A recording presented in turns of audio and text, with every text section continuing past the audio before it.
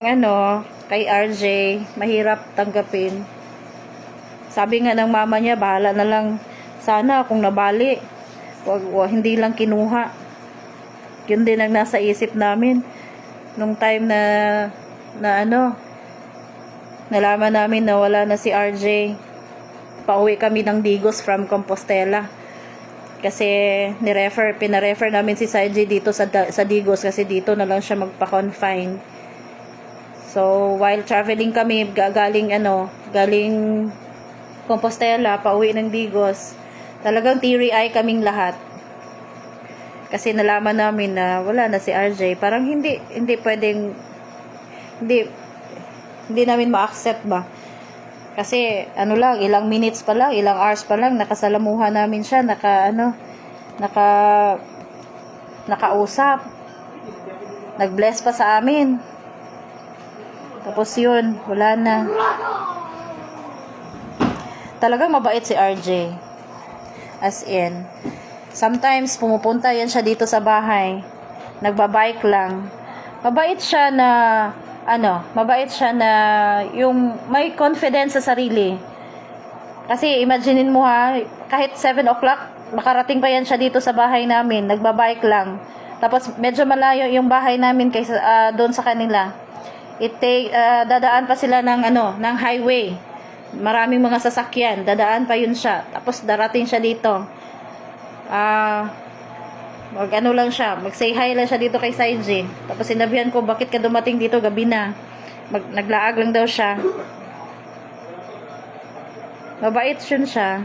Sometimes may one time na dito siya nakatulog.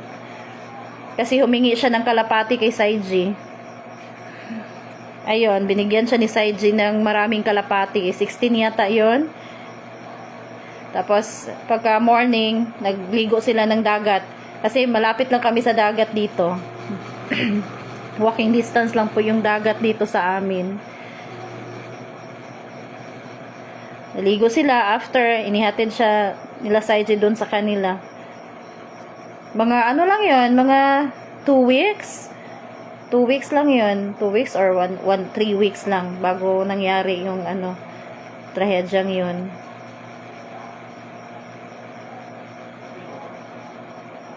Sometimes pag nasa race kami tapos uwi kami galing race, sometimes sa sasakyan namin siya magsakay, or else doon sa ibang sasakyan ng mga rider. Halos lahat ng rider kasama niya na makasalamuhan niya sa racetrack, talagang friend ni RJ.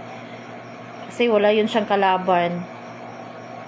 Kasi parang yun siya, after race, para yan siyang libuter. Kumbaga, punta dito sa isang tent, doon na naman sa kabilang tent, doon na naman sa isang tent. So, yun. Kaya friend niya lahat ng mga riders. Tsaka, pag darating siya, kilala talaga siya ng mga rider. Tinuturing din siyang mga kanang friend ng mga rider. Kahit na yung mga malayong riders na taga Nurala, taga Cagayan, taga Bukidnon, yan hindi nakakakilala kay RJ po. Yung iyak namin kay RJ is start nung nalaman namin na wala na siya. Umiyak na kami from Tagum papuntang Digos. Hindi namin maiwasan yung lungkot. Si Saiji pag nalaman niyang wala na si RJ, grabing hiyak niya. Hindi lang sa sakit na nararamdaman niya, pero umiyak siya kasi wala na yung friend daw niya. Hanggang bukas, pag open ng phone, si RJ lahat ang laman, iyak na naman. Kaya maraming hindi na makaka-move on kay RJ.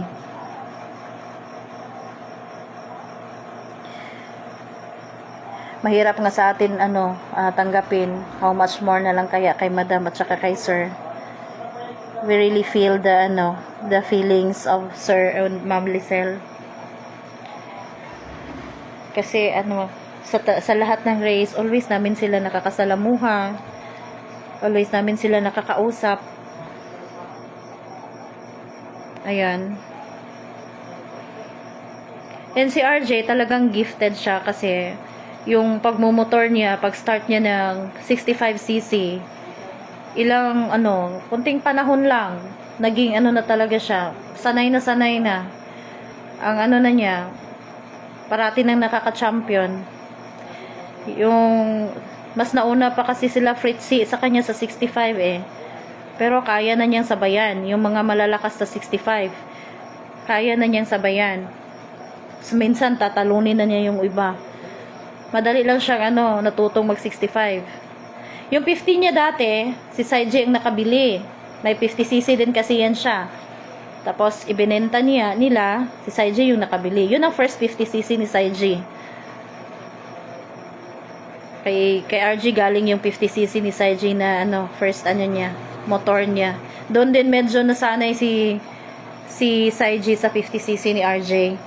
Then after, bumili kami ng bagong 50cc. Ayun na. Hello po, Ma'am Darrell. Darrell Vlogs. Actually, hindi naman sana ako ang nandito. Bakit ako ang nandito? Bakit ako ang nag-live? Saiji. Kuolo. Alin na diri It's your live. Naiyak ako basta ma-mention ang name ni Baby RJ. Yes talaga, ma'am. Hindi kami pagkawala ni RJ, hindi kami diretso naka-visit sa kanya kasi 9 days din kami sa hospital. 9 days si Saiji na confined sa hospital. So, pagkalabas namin after 9 days, pagkabukas, ayun, pumunta na kami sa kanila. So, medyo late na kami nakapunta. 9 days na ni RJ kami nakapunta sa kanya. But then, kahit na 9 days na siya, kung tingnan mo siya sa kanyang kabaong, parang natutulog lang talaga si RJ. Walang na-change sa kanyang mukha. Para lang siyang nag-makeup ng light. Yun. Tuloy daw siya nasamad. Ha? I don't know. Sama din siya. Hilak po ni. Lagi dam. Sa dughan ba? Kanang guot sa dughan. Pero for me, makaano lang jud ko nga. Hindi ako maisip nga wala na si RJ every time makakita ko sa iyahang mga views, mga videos, especially videos nga galupad sa iyahang motor. Hindi na ako maisip nga wala si RJ. Ako is nagyapon siya. Sadyang di lang jud na lang namo makita siya sa racetrack puhon.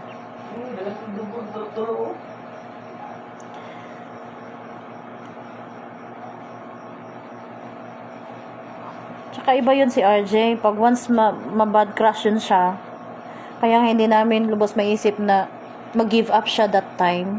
Kasi once ma-bad crush siya, kahit na magkasugat-sugat yan siya, okay lang sa kanya yun.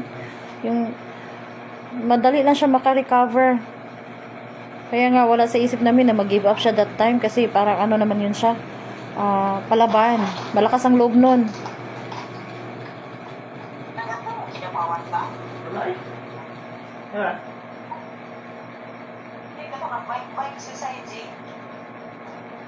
Hi po, Sir Ram.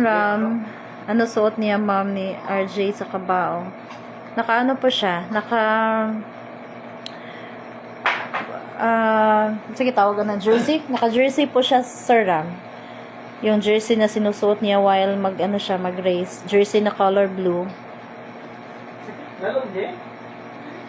Next na po, dog story. Ako, sir. Lagi, naka-story na noon taan ni. Storytelling na noon taan ni Ron. Friendly kay si RJ ay. Sagoy siya nga friendly nga malingaw kasayaha sa racetrack. Imagine mo na sa racetrack, magsayaw-sayaw ni siya.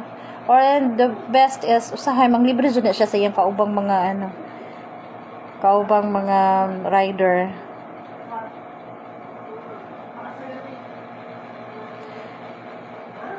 Next week is thank you po 23 viewers. Parang akong rider to dito nasamad daw siya.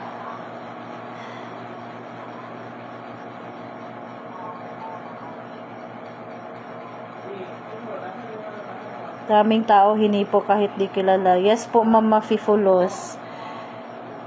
Grabe. And pinagtataka namin kahit nasa abroad. Even ngayon, marami pa rin dumarating ng mga flowers, mga gift para kay RJ. Never in my life na may nakilala akong nawala sa buhay or nawala sa mundo, rather, na ganun talaga ang simpatiya ng mga tao. Medyo yung sa libing niya, grabe, ang daming tao sa simbahan. Parang isang mass. Access hamster.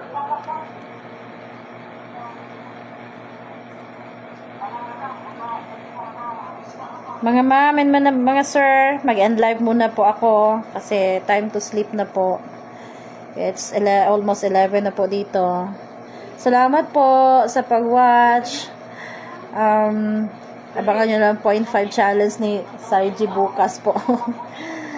Mag-end live muna po ako. Meron siguro nga Ma'am Angel. Yun ang nasa maraming ng tao. Meron kay RJ na mahirap may explain. Sige po, good night po muna. Ingat po kayo lahat. And God bless po sa ating lahat. Good night, everyone.